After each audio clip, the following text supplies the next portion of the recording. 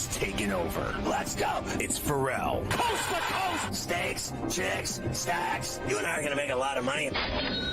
It's Ferrall, coast to coast.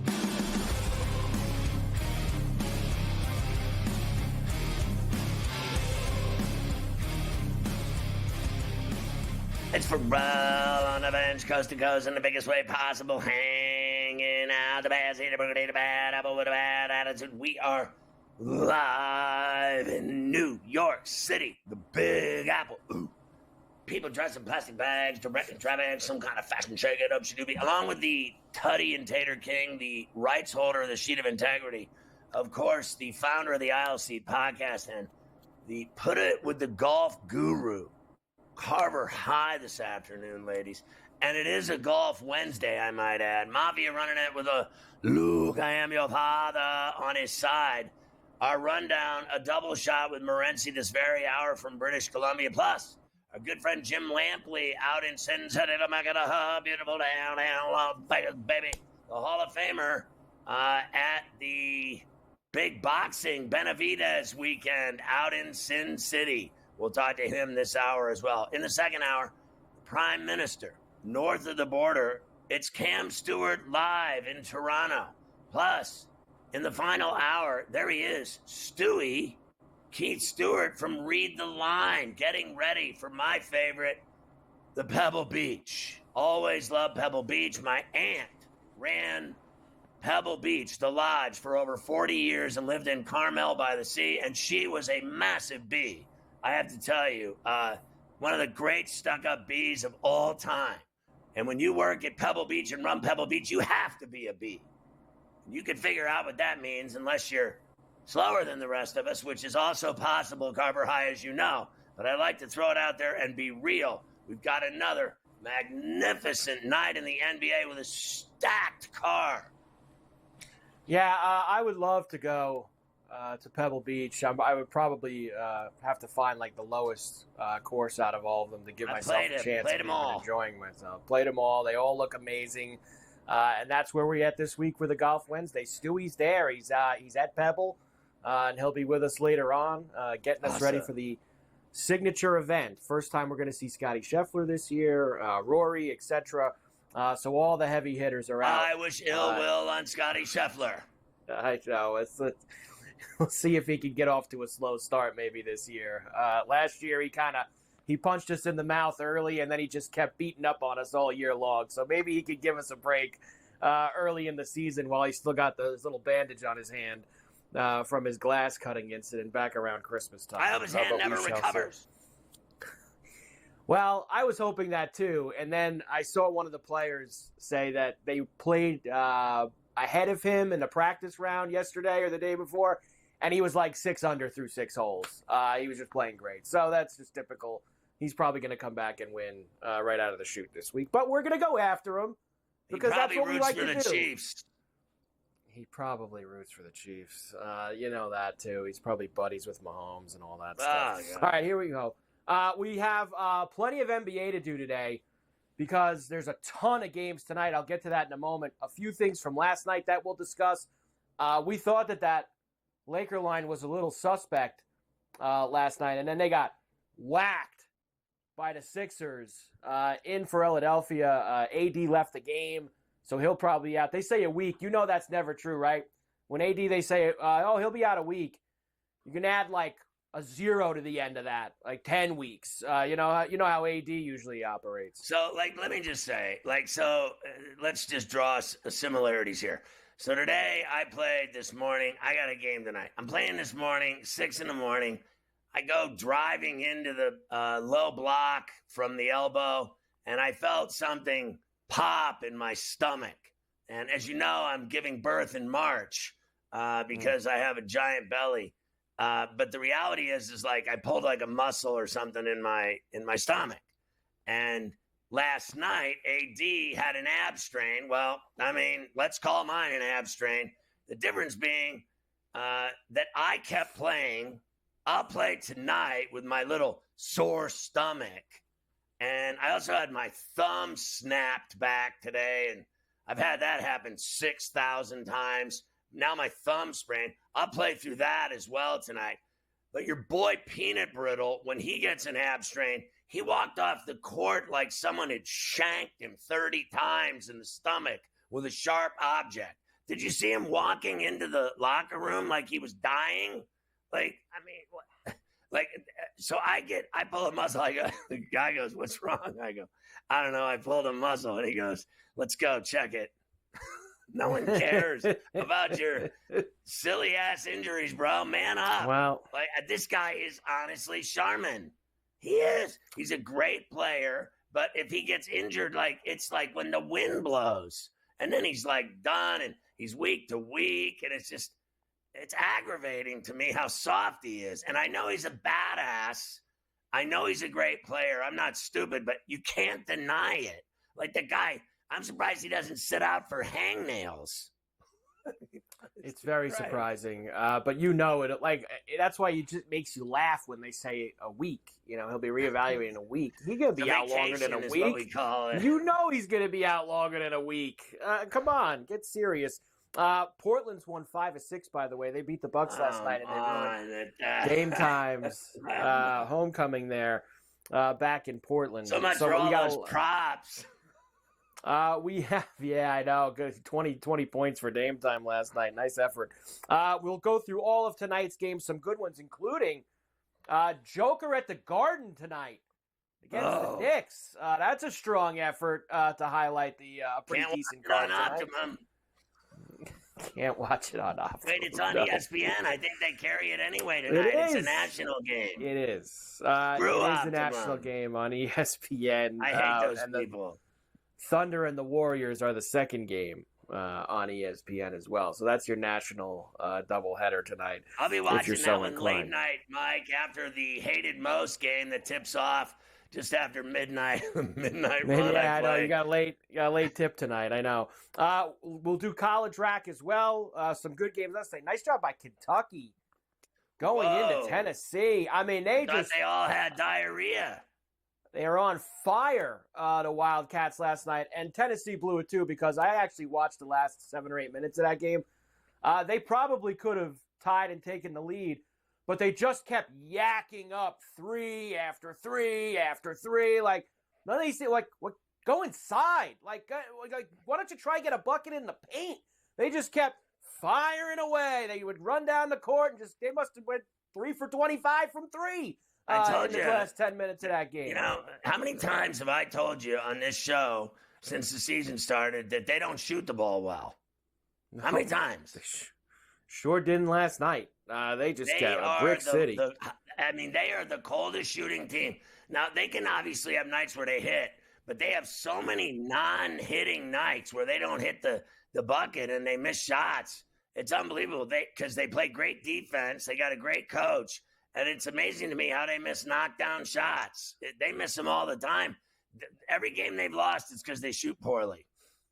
They certainly do. So we'll go through last night's games. We have number 1 Auburn playing tonight in LSU against the Tigers.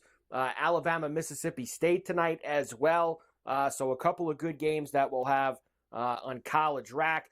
We're, of course, another day closer to Super Bowl 59. Can't get here fast enough. Next Sunday, down in New Orleans. We've done a great job of avoiding it as a overall theme of this program. I'm gonna have to dip the toe in a little bit We're today. Gonna dabble a little today. Got to scratch the surface just a little bit. I left you alone yesterday. Right. I gave you nothing. I got to dip the toe today. Fair enough.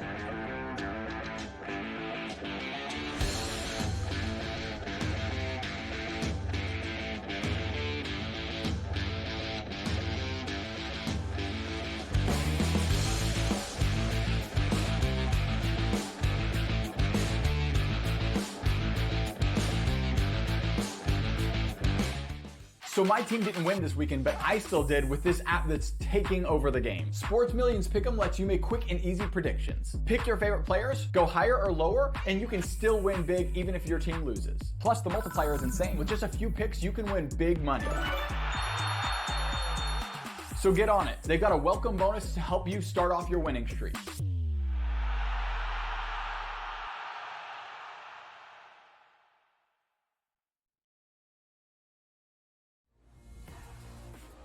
One of the weirdest nicknames I've heard in fighting. You know, there's people have some strange nicknames at times, but the Lemon Killer. What do you even make of that? What is that about? I don't even know what that means, but I'm gonna squeeze him like a lemon on the day we fight, and he's gonna pop. Only on SportsGrid.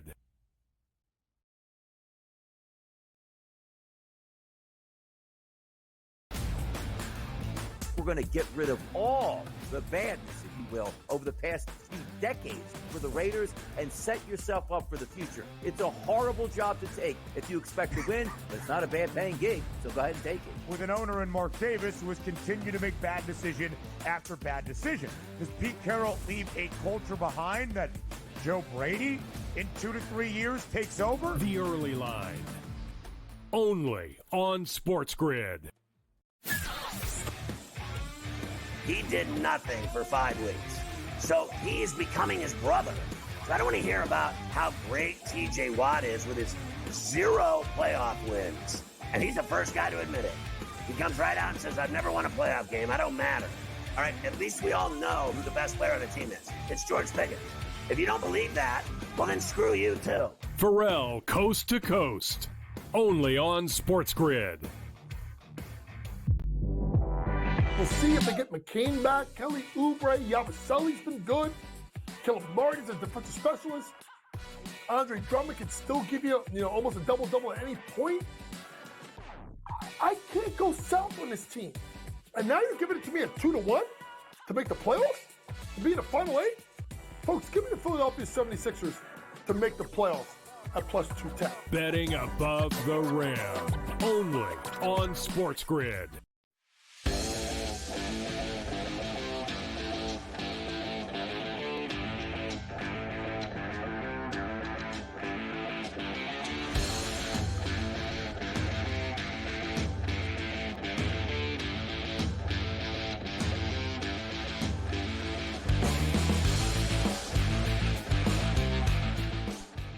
Catch Sports Rage weeknights at 10 Eastern to midnight along all of our outlets on the TV and radio side. We get Morency for a double shot every day from Vancouver, British Columbia. Thank God for that. Morency, I was looking at the hockey tonight. Those are decent games, Wild at the Leafs at Scotiabank, Kings at Sunrise against the Champs, Canucks in Smashville.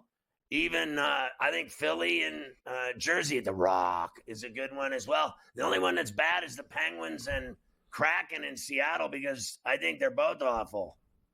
There's a little bit of a sense of urgency right now in the National Hockey League, too, Scott, with these games, with the Four Nations face-off shutdown around the corner. The NHL will be shutting down after Super Bowl Sunday. They've got a couple of early games on Super Bowl Sunday.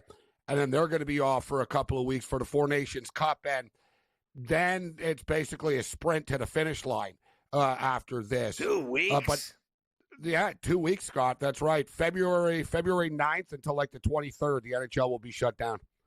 So how many of those games are they playing?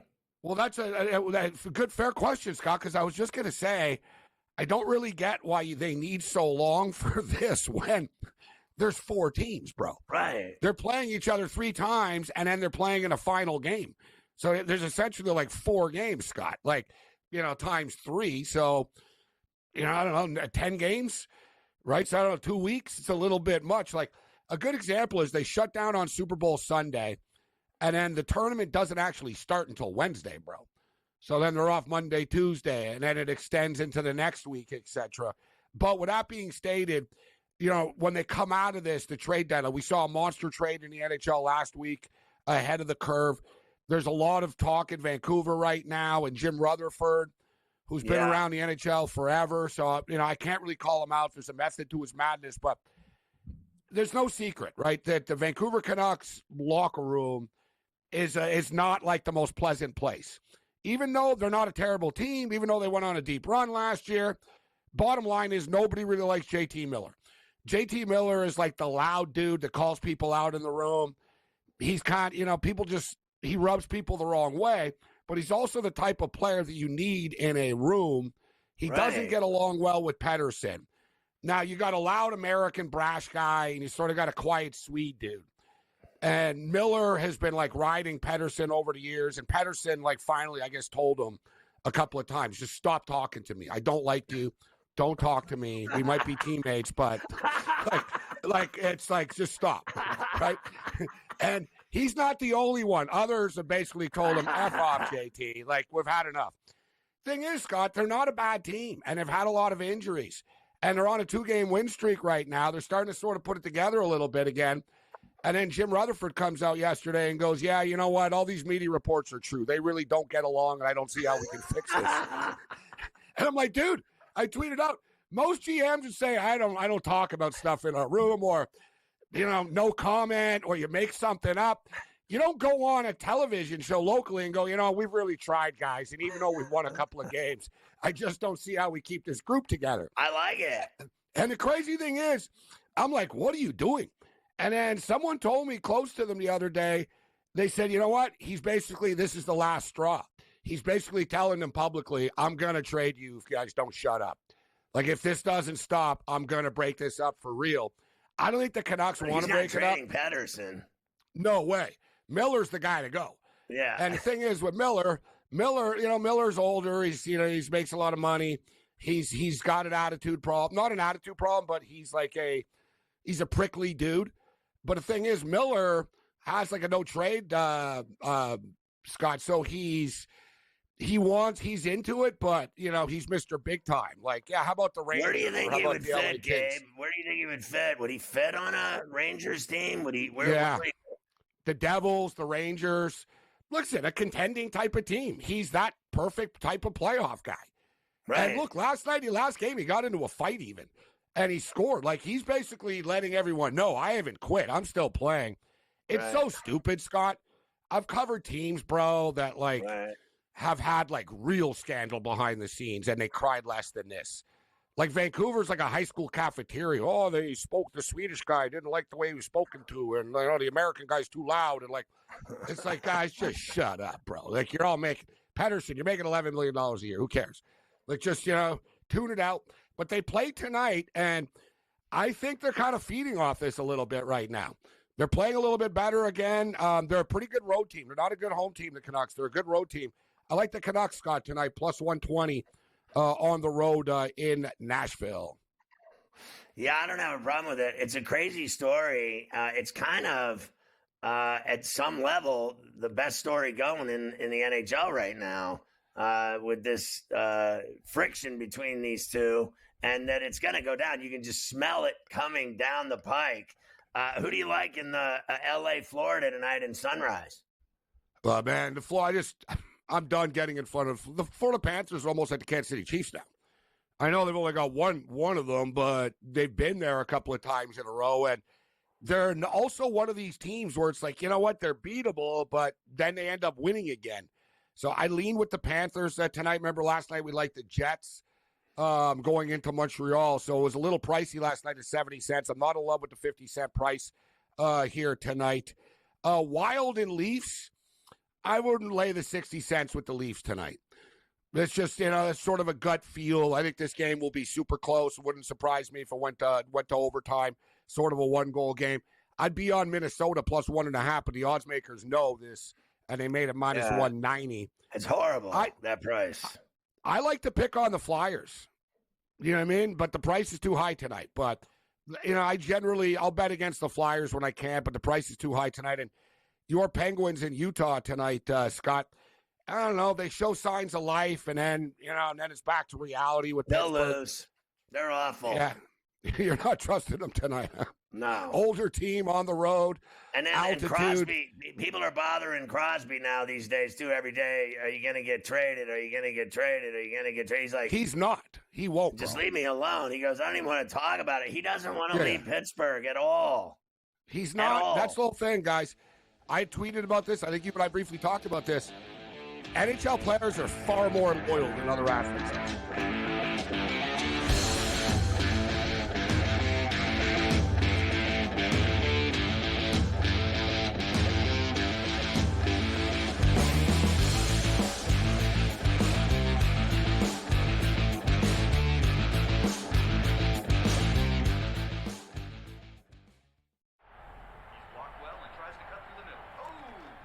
Your gut says Miami is going to win, and you should take the over. Your gut also said your NFT selfies would only go up in value. They didn't. But your head is on SportsGrid and knows the QB is in concussion protocol. The backup has a 45 QBR against the zone coverage. The New York D has the most sacks in the league. So yeah, trust your head. It's smarter to be on SportsGrid. But is it just a matter of his contract, his age? I mean, usually things like this get fixed pretty quickly, but this one is not fixed, and now it's just super uncomfortable. The opportunity or the idea of getting another team involved adds more complication to the situation, and it doesn't seem like a resolution is anywhere in sight, but the more suspensions come in, the more it's clear that the saga is over, or his time there is over. Newswire, only on SportsGrid. There is going to be an energy to game time decisions that you will feel night in and night out. We're going to go through every single thing, and I've got a great team behind me that's going to help me get the job done. I want this to be the place that people come to. We are going to hit every single one of those markets that you need to know about. There is not going to be a better place, I promise you, than Game Time Decisions. We will have everything at our disposal, and we will use that to our advantage. I'm Kevin Walsh. Tune into Game Time Decisions from 6 to 8 p.m. Eastern on SportsGrid. The two guys that can do it all. Too much electricity this morning. This is a good time. We're having a lot of fun. I had to do a triple take. Ka-ching! Why? Because of parity. I didn't mean to offend. Yeah, it's not going to happen. Load management is a dirty word. Let him rip. You know what? Circumstances provide the results. What? How do you do this once? Oh, Donnie, you've got such a good show there. A network that is booming. The Early Line, only on SportsGrid.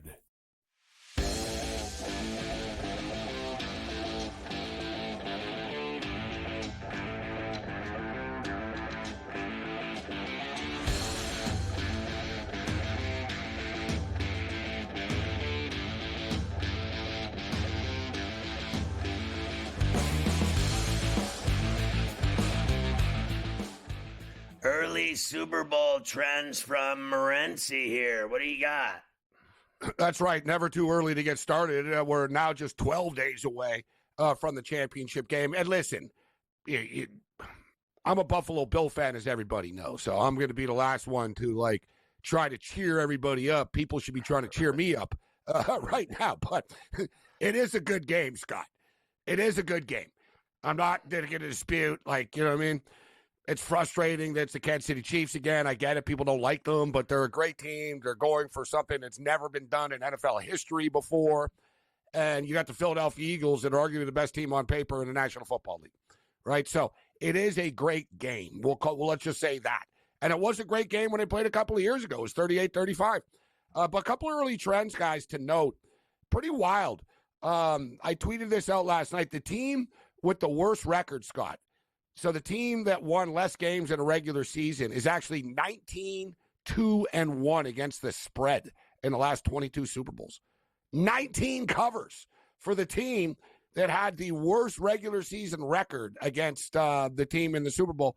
And I know it's deceptive because the Eagles are 14-3, but the Chiefs were 15-2. So the Chiefs actually have the better record in this game.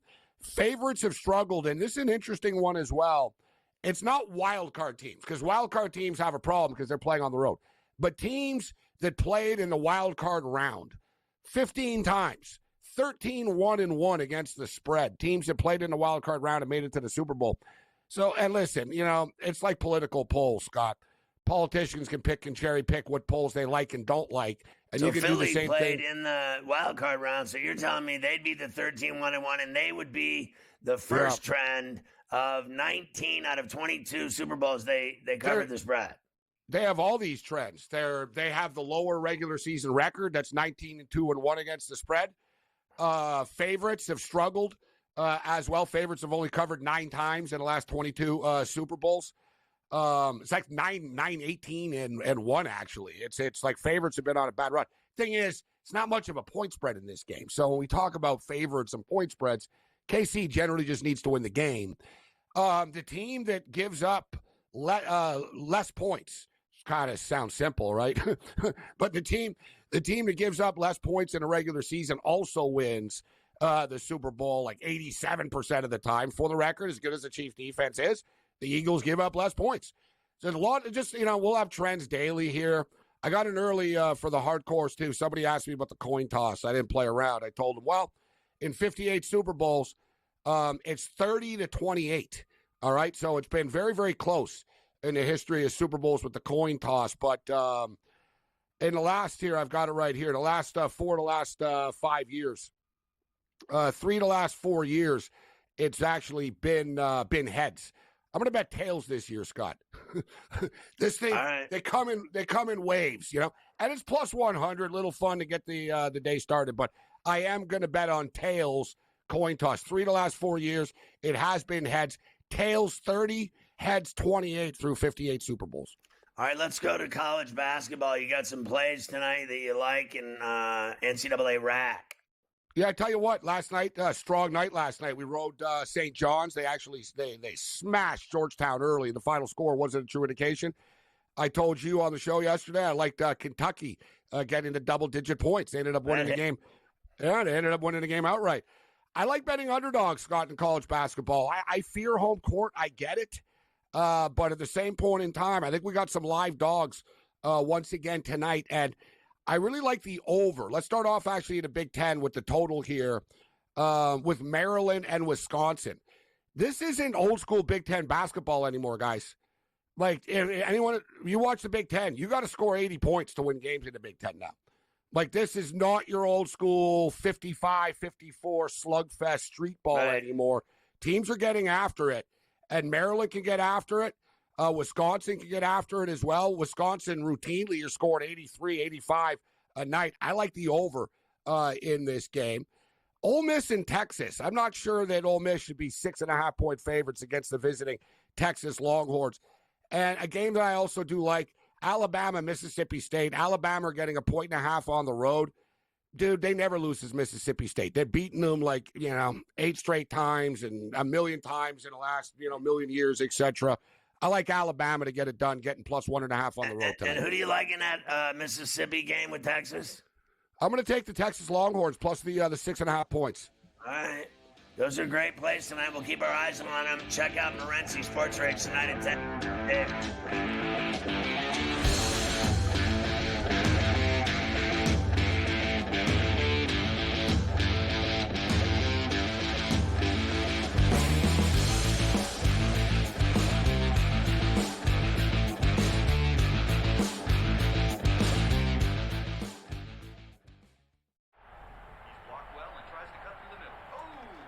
Your gut says Miami is going to win, and you should take the over.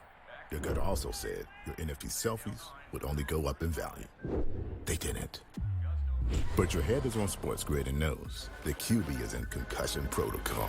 The backup has a 45 QBR against the zone coverage. The New York D has the most sacks in the league. So yeah, trust your head. It's smarter to be on SportsGrid. Is it just a matter of his contract, his age? Usually things like this get fixed pretty quickly, but this one is not fixed, and now it's just super uncomfortable. The opportunity or the idea of getting another team involved adds more complication to the situation, and it doesn't seem like a resolution is anywhere in sight, but the more suspensions come in, the more it's clear that the saga is over, or his time there is over. Newswire, only on SportsGrid. There is going to be an energy to game time decisions that you will feel night in and night out. We're going to go through every single thing, and I've got a great team behind me that's going to help me get the job done. I want this to be the place that people come to. We are going to hit every single one of those markets that you need to know about. There is not going to be a better place, I promise you, than Game Time Decisions. We will have everything at our disposal, and we will use that to our advantage. I'm Kevin Walsh. Tune into Game Time Decisions from 6 to 8 p.m. Eastern on SportsGrid. The two guys that can do it all. Too much electricity this morning. This is a good time. We're having a lot of fun. I had to do a triple take. Ka-ching! Why? Because of parity. I didn't mean to offend. Yeah, it's not going to happen. Load management is a dirty word. Let him rip. You know what? Circumstances provide the results. What? How do you do this once? Oh, Donnie, you got such a good show there. A network that is booming. The Early Line, only on SportsGrid.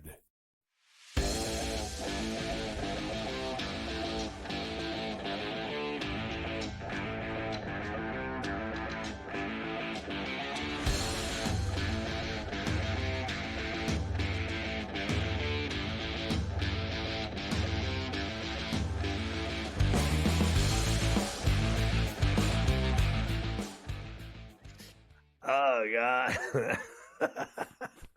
Carver High, I'm hearing bad reports. So let's go to the NBA so I don't get in trouble. Yep, we'll do the games from last night. There wasn't many, but we do have a few things to talk about. Sixers beat the Lakers 118-104. Big night for Maxey. We were telling you yesterday, no Embiid, no George, no Drummond, no this, no that.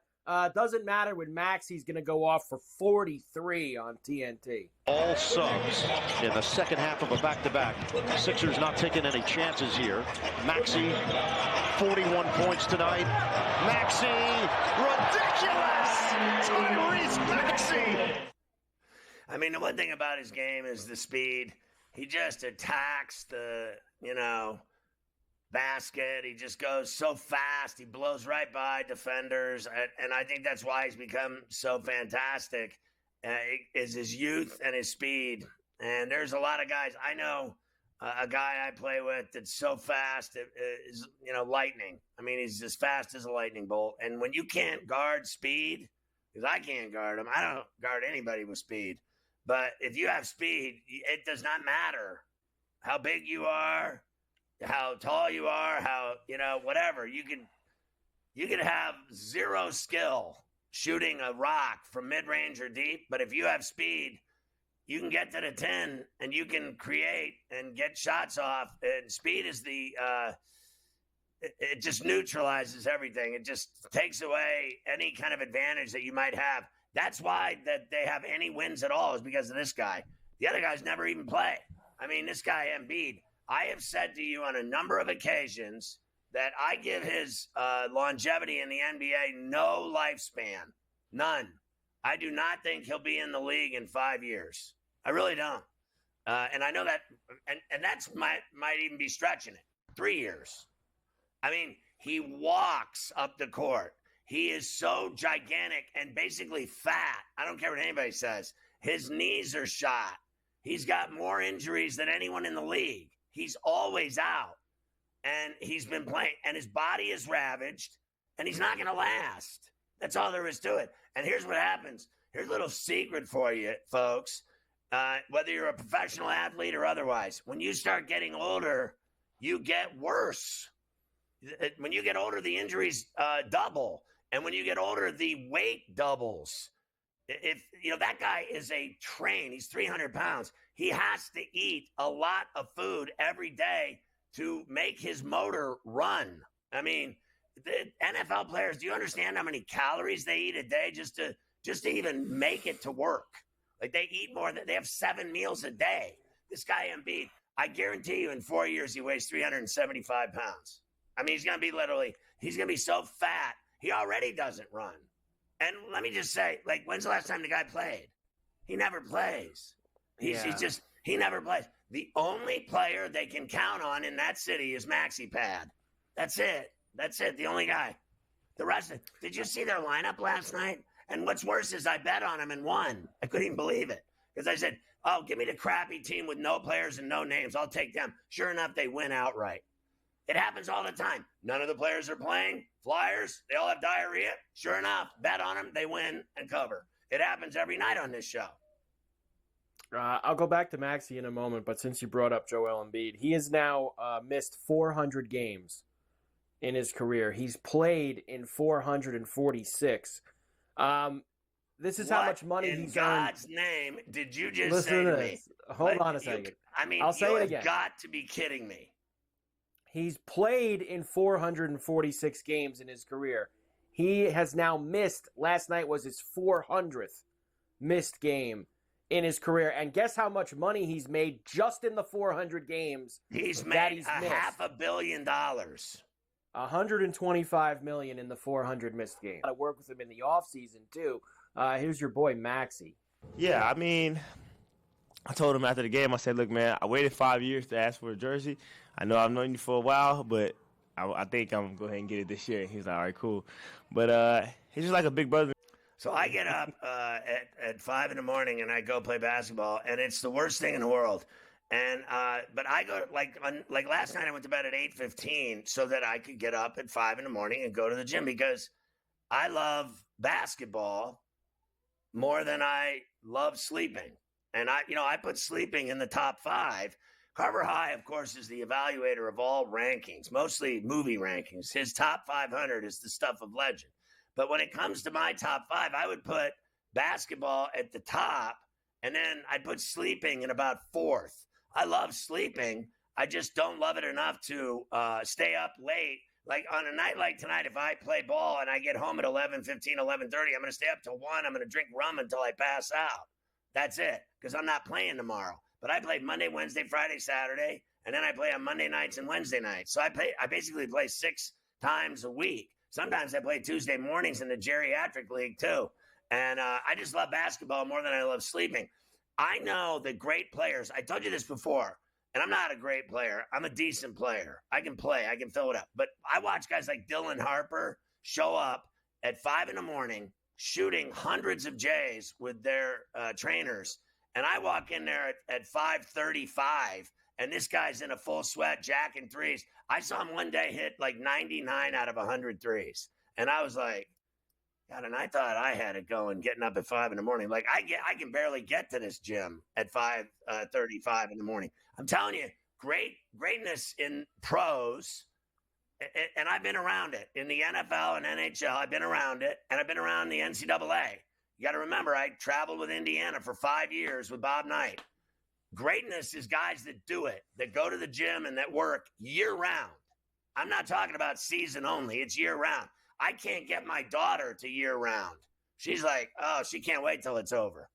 The season, the practices, the game, she can't wait till it's over. She can smell the vodka with her friends and all their parties. I'm not into that. I want to play ball every day. Just like this guy, Maxey, you can tell that he's got it. And Embiid doesn't. He's a fat, lazy brother that made $400 million, and he's done working for people or listening or trying. That guy's a hack. I don't care what anybody says. He's worthless. He'll never win a title in Philly. You can count on that. We told you earlier when the show started, AD left with about 2 minutes left in the first quarter. He's going to miss, he's or he's going to surgery. be reevaluated in 1 week with his abdominal strain. We'll see how that goes for him. My wife has road. less injuries than that guy, honestly, and she works twice as hard as him. I do have. I don't have time to play this now. I'll play it after Jim.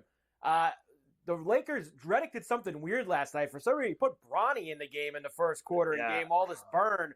We'll hear J.J. Redick's reasoning behind that, and he seemed like he regretted it after the game that he shouldn't have put Bronny in. But we'll hear what J.J. has to say. You see Redick's growing a mustache? You see him working the mustache? He's got one going. He's got to change something up. I played with a guy the other night that had the full handlebars going. My man had wow. I mean, he was like 1842. My man rolled out. I called him Stash. I said, that's the greatest mustache I've ever seen.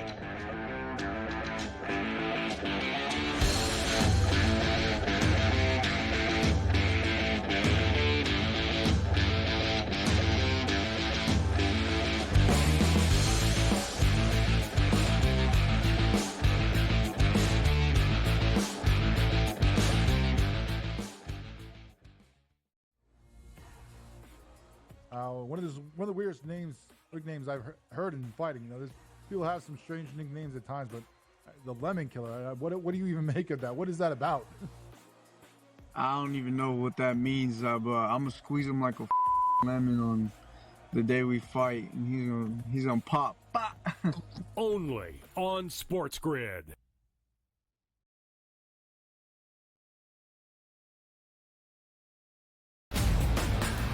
Is this the team this year under TJ Otzelberger that can get Iowa State to the promised land at a Final Four trip? Auburn is trending towards being the #1 seed in the South. That means first and second round games in Lexington, and then Sweet 16 and Elite 8 games in Atlanta. I have a hard time believing that a team is going to be able to go to Atlanta and beat the Tigers. The early line.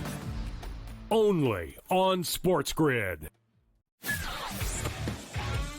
What did you think of stopping for Wynn? Well, tell me this. What side of the fence is Ferrall on here?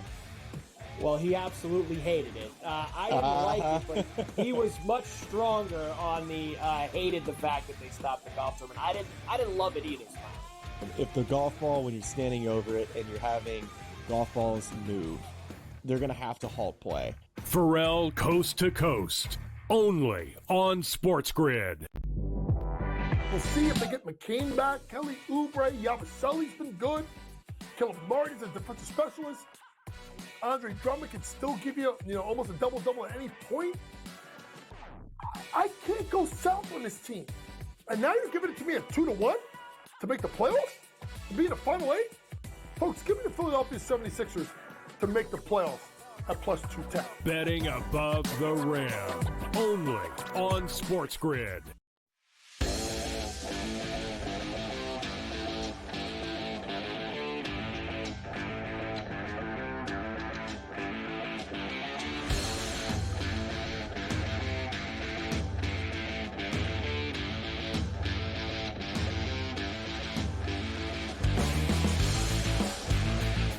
I've always been envious of the brilliance of Jim Lampley. You've seen him on the show several times through the years, usually when I'm in Vegas. One of my favorite all-time broadcasters, sportscasters, boxing broadcaster extraordinaire.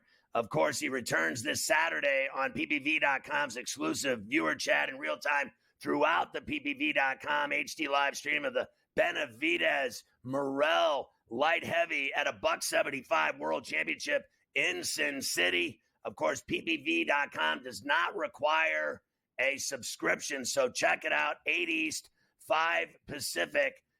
First, I want to talk about, before we get into the fight, Jim, I want to talk about your memoir. It happened, Unlikely Lucky Life in Sports Television, which is coming out April 15th, available pre-order. You can do it at major retailers, including Amazon, Barnes & Noble in the U.S., Amazon.co.uk in the United Kingdom.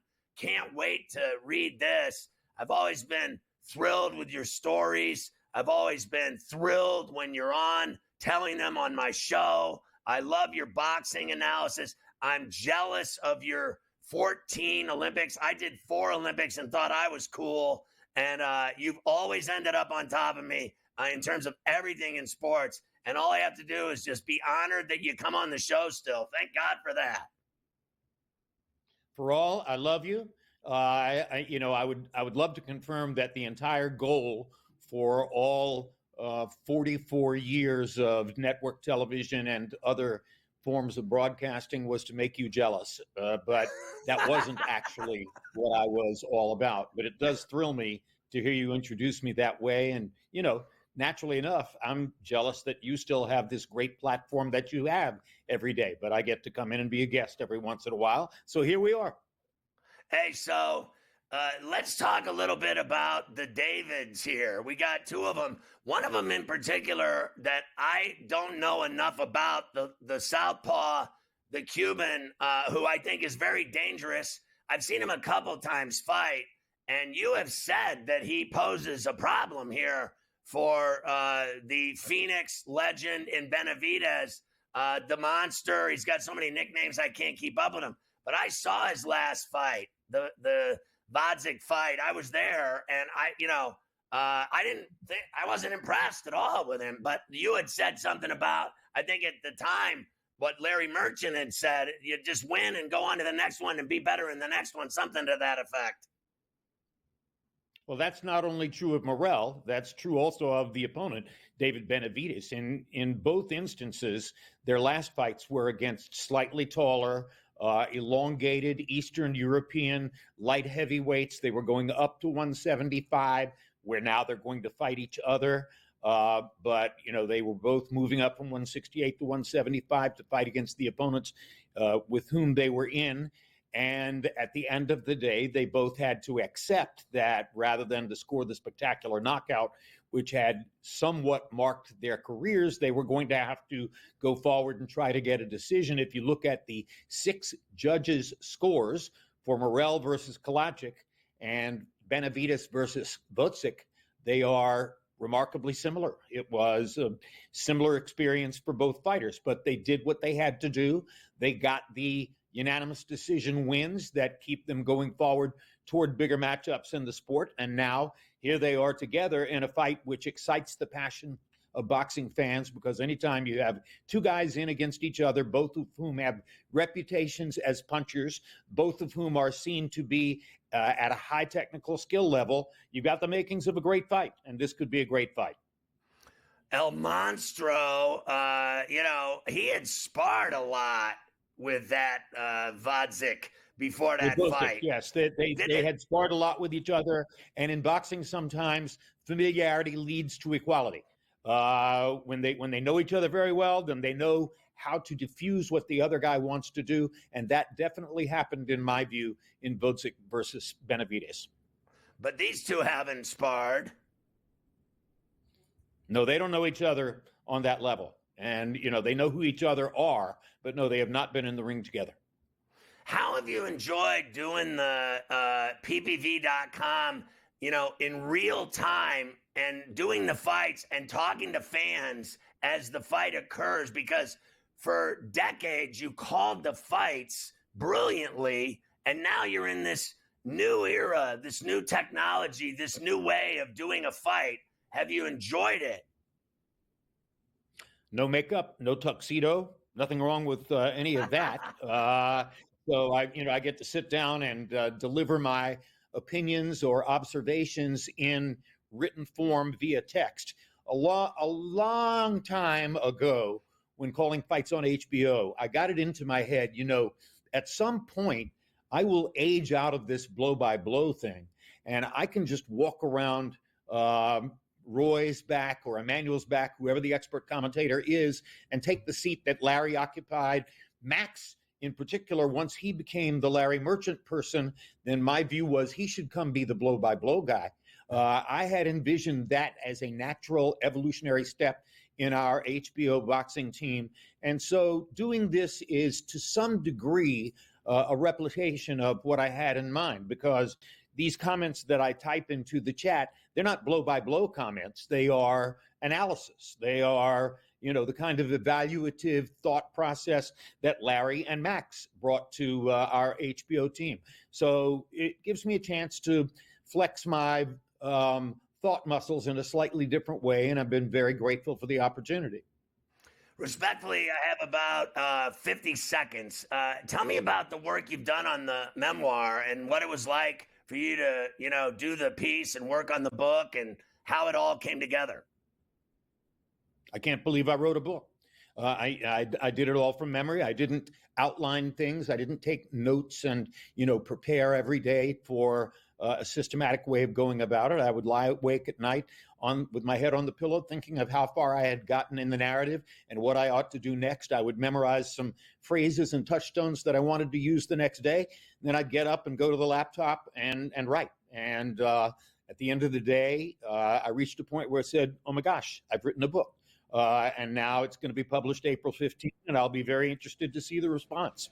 I can't wait to read it. You tell Sternberg to send me a copy or we're going to have business together. Good to see you, Jim.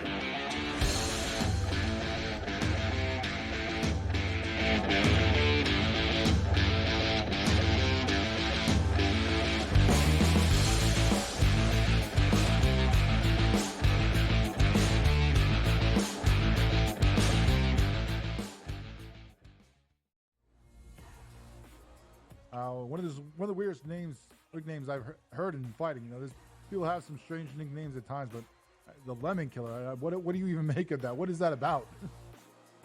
I don't even know what that means, but I'm gonna squeeze him like a lemon on the day we fight, and he's gonna pop. Only on SportsGrid.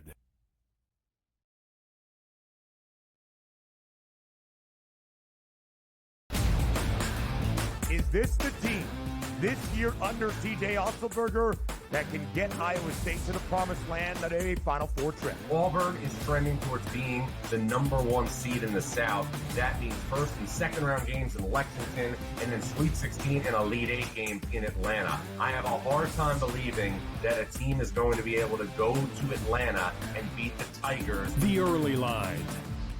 Only on SportsGrid. What did you think of stopping from Wynn? Well, tell me this. What side of the fence is Ferrall on here? Well, he absolutely hated it. I didn't like it, but he was much stronger on the hated the fact that they stopped the golf tournament. I didn't love it either. If the golf ball, when you're standing over it and you're having golf balls move, they're going to have to halt play. Ferrall Coast to Coast, only on SportsGrid. We'll see if they get McCain back. Kelly Oubre, Yabusele's been good. Caleb Martin's a defensive specialist. Andre Drummond can still give you, almost a double-double at any point.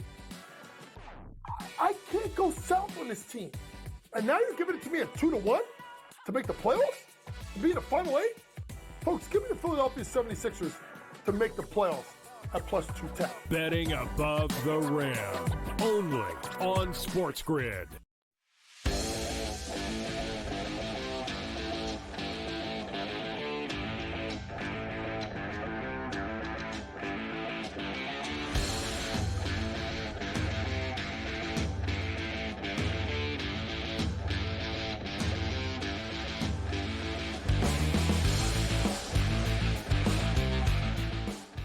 Great to have Jim Lampley on Coast to Coast this afternoon from Las Vegas. All right, let's dive back into the NBA. What's J.J. Redick saying about putting Bronny in for all that burn last night?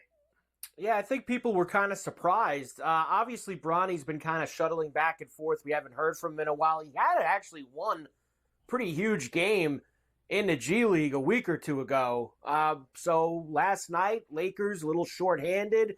Last 5 minutes of the first quarter, J.J. Redick threw him out there and let him get some burn. Seems like he regretted it afterwards.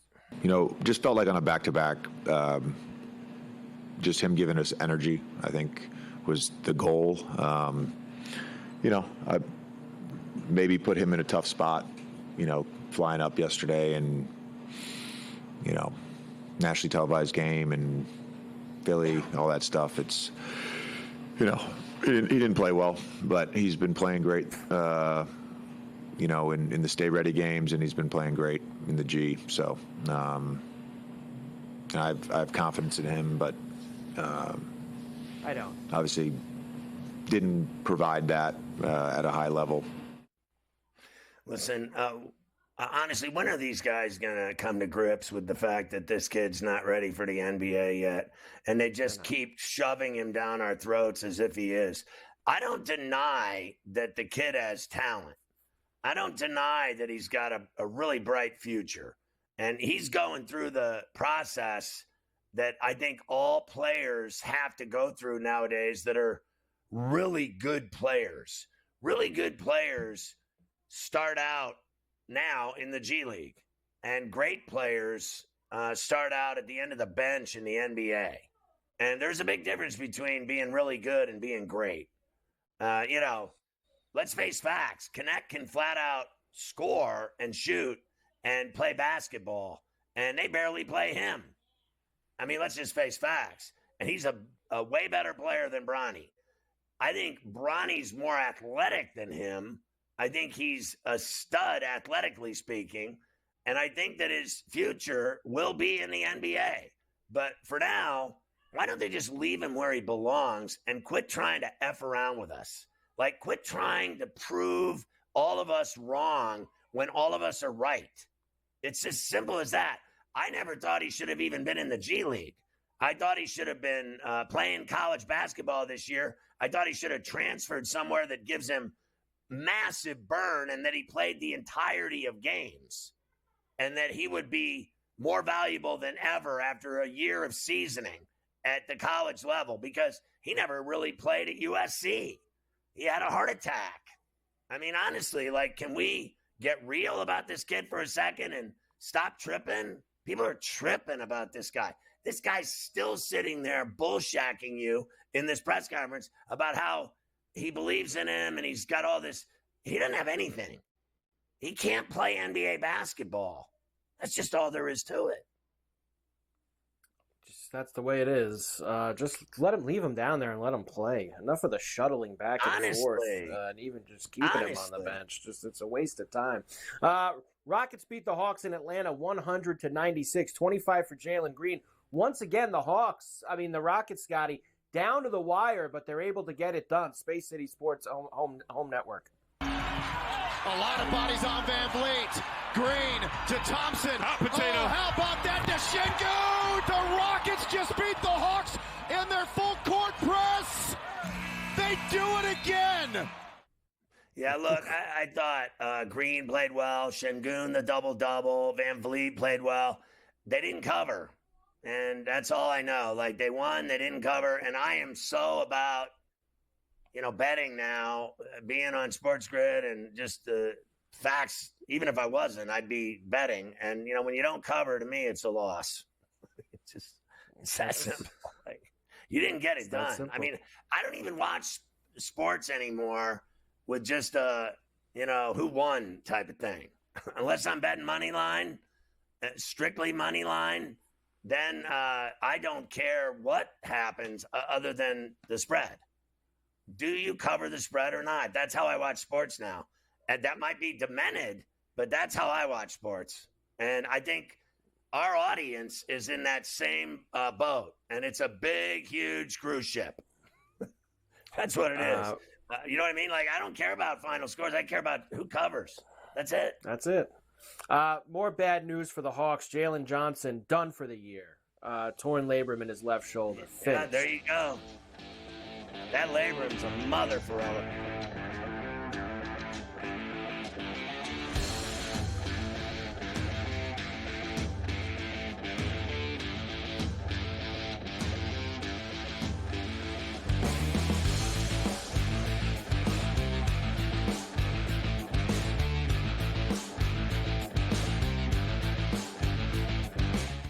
Anyone that's been to a sporting event, the atmosphere before a game, I think Game Time Decisions has that same exact atmosphere. This is our arena.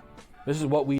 There is going to be an energy to Game Time Decisions that you will feel night in and night out. The excitement you get when you lock your bets in, when you're figuring out what you want to do, we can zone in on the biggest games each night. I want this to be the place that people come to before the games start so they feel as ready as possible to lock in their cards. We are going to hit every single one of those markets that you need to know about. We're going to go through every single thing, and I've got a great team behind me that's going to help me get the job done. There is not going to be a better place, I promise you, than Game Time Decisions to get that new information, react to it, and be able to then bet accordingly. We will have everything at our disposal, and we will use that to our advantage.